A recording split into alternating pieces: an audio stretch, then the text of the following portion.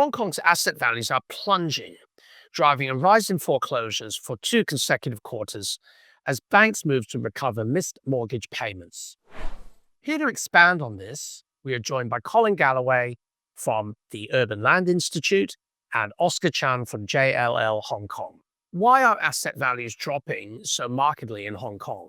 Why are they dropping? Well, it's really a perfect storm at the moment. I think, firstly, they've further to fall because prices have been bid up so far over the years. Hong Kong commercial property prices have been the most expensive in Asia Pac for many years. Beyond that, we have interest rates that are tied to the US. So we've seen a direct one-on-one correlation between US interest rate rises, which have been going very quickly up, and those in Hong Kong, which is much faster than elsewhere in the Asia Pac.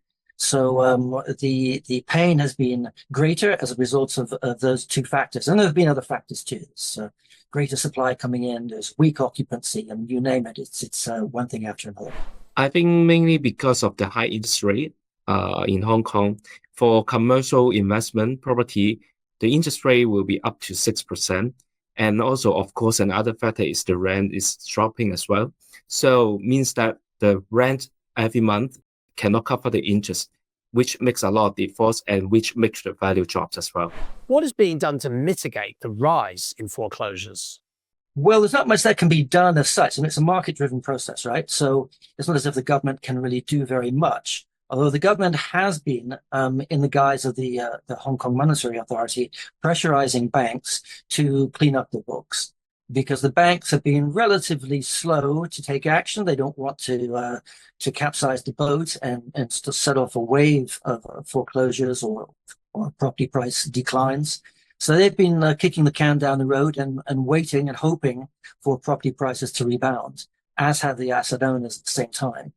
But over time, of course, that doesn't really work very well. So now we're 2 or 3 years into this process. The government is pushing the banks to clean up the books, and the banks are starting to do what they need to do to require more equity to put into these properties, or to put them into foreclosure. And that's why, at the moment, we're seeing a rise in foreclosures compared to what we've had in the last year or two. I think for the banks, before we so-called official foreclosure means receivership, they usually ask like JL, like other firm, to help to see if we could help the borrower to find any buyer at a suitable price. This is step one, of course. If the default has been too long, then the bank will put it in the so-called official receivership, and then they will find a receiver to help them to sell. And we foresee that in 2025, there will be more official receivership in the market. Given the current market conditions, how are investors adjusting their strategies in Hong Kong's property sector? Well, at the moment, in terms of the foreign investors, you're really not seeing any activity. And that's for actually not simply because they don't want to buy into a falling market, but also because there are geopolitical issues that are tied to Greater China. And I think investors are afraid to get into the market on that basis. So it's really a waiting game. I think there is a point at which investors will be willing to invest, given the extent of the price declines. We've probably seen 40 to 50% haircuts on a lot of property prices throughout the territory. So that does suggest that in time, once investors see a bottom is in place, then they're more likely to come in. But we haven't reached that point yet.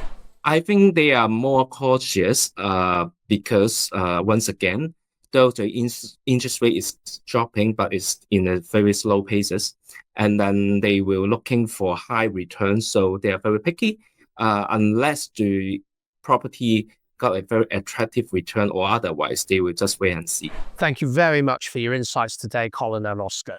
My pleasure. And thank you, Simon, as well. Again, our guests were Colin Galloway, principal author and consultant at the Urban Land Institute, and Oscar Chan, head of capital markets at JLL Hong Kong. For more news, please visit hongkongbusiness.hk.